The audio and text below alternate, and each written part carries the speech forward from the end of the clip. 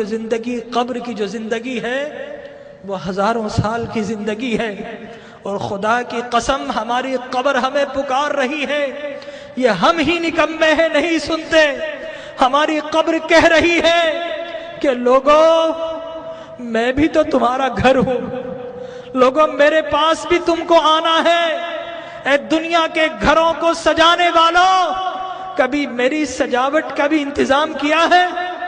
اگر نہیں کیا تو یاد رکھو کہ میں اندھیرا گھر ہوں، میرے پاس روشنی نہیں ہے۔ میرے پاس آؤ تو روشنی کا انتظام کر کے آنا، میرے پاس آؤ تو چراغ لے کر آنا۔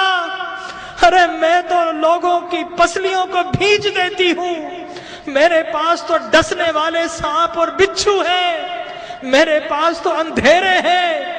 ہماری قبر پکار رہی ہے کہ لوگوں میرے پاس تو سنگریزے ہیں، میرے پاس تو تعفن ہے، پیپ ہے، پس ہے، میرے پاس آؤ تو انتظام کر کے آنا۔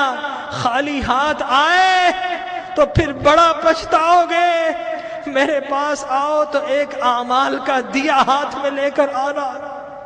لیکن ہمارا المیہ یہ ہے کہ ہم قبر کی پکار سننے کو تیار نہیں ہیں۔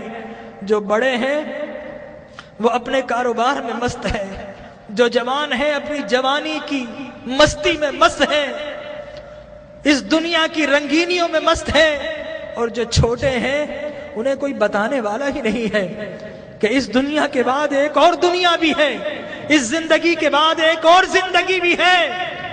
بتائیے اگر آپ سے کوئی کہے کہ دیوار کے پیچھے کوئی گن لے کر کھڑا ہے تو آپ جائیں گے؟ اگر کوئی کہے آپ سے کہ اس جہاز میں مت بیٹھو یہ کریش ہونے والا ہے، آپ کبھی نہیں بیٹھیں گے، الٹ ہو جائیں گے۔ تو وہ موت کہ جس کا کوئی انکار نہیں کر سکتا، کیا ہمیں اس موت کے لیے الٹ نہیں ہونا چاہیے؟